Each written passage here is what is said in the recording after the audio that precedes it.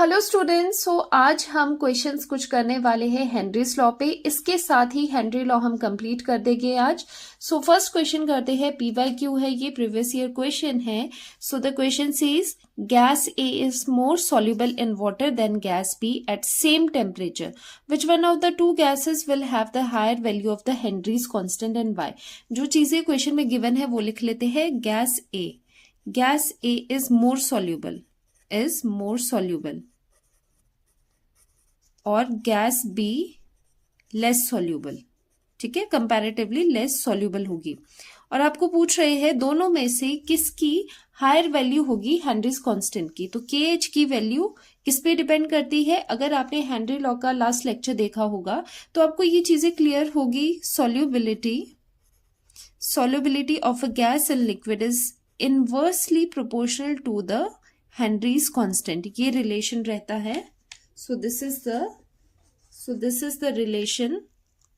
Solubility is inversely proportional to Henry's constant. तो इस according किसका ज्यादा होगा? जिसकी लेस solubility है उसका KH ज्यादा होगा। So इसका आंसर आपका रहेगा गैस बी। ठीक है, सिंपल सा क्वेश्चन है ये।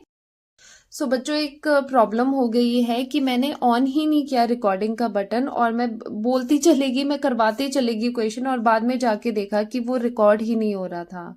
So sorry for that. तो चलिए फिर रीड आउट ही कर लेते हैं इस क्वेश्चन को। बिल्कुल यहाँ तक पहुंच गई थी, फिर मुझे ध्यान आया कि ये तो रिकॉर्ड ही नहीं हो रहा है। चलो कोई बात नहीं, ऐसे ही कर लेते हैं।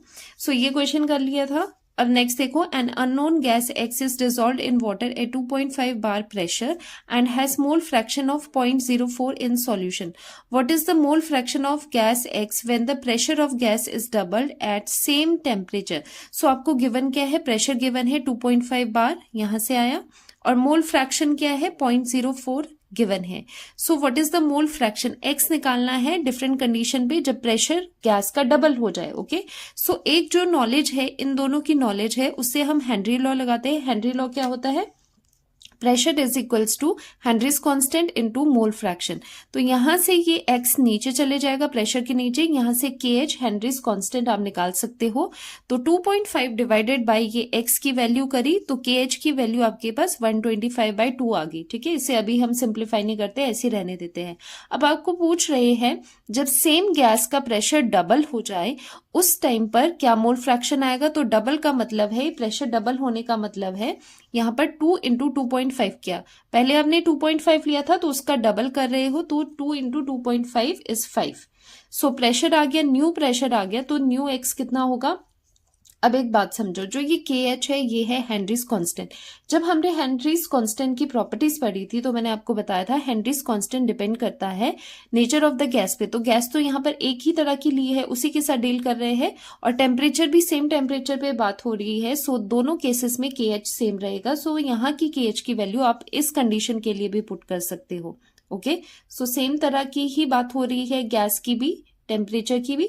सो ये KH की वैल्यू अब आप यहां पर पुट कर सकते हो। Pressure X is equals to pressure upon KH, pressure divided by KH। तो KH की वैल्यू 125/2 एंड प्रेशर यहां पर 5 आ जाएगा। तो ये सॉल्व करके 0.08 आ जाएगी मोल फ्रैक्शन की वैल्यू।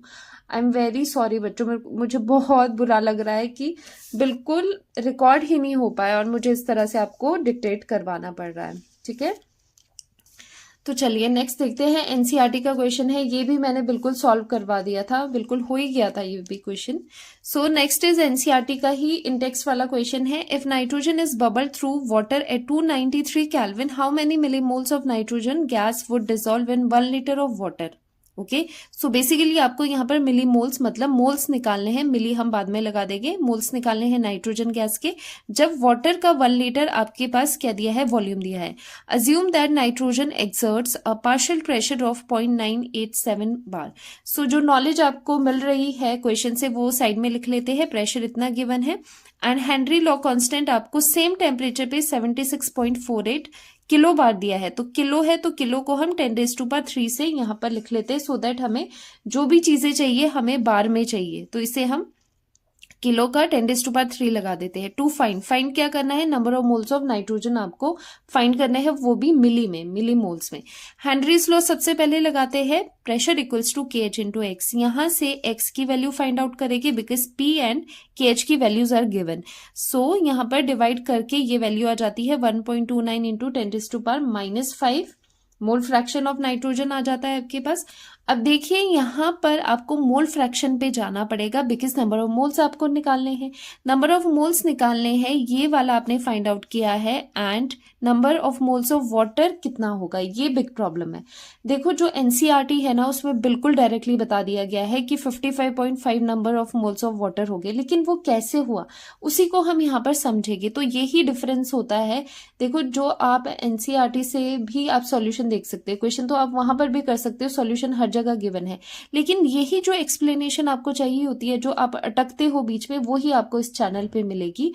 और यही हम काम कर रहे हैं, इसीलिए कि आपको छोटी से छोटी चीज सिंप्लीफाई करके बताई जाए। ओके, तो देखो कैसे ये चीज आई। 1 लीटर वॉल्यूम है वाटर का, that is given here, and 1 litre का मतलब है 1000 ml।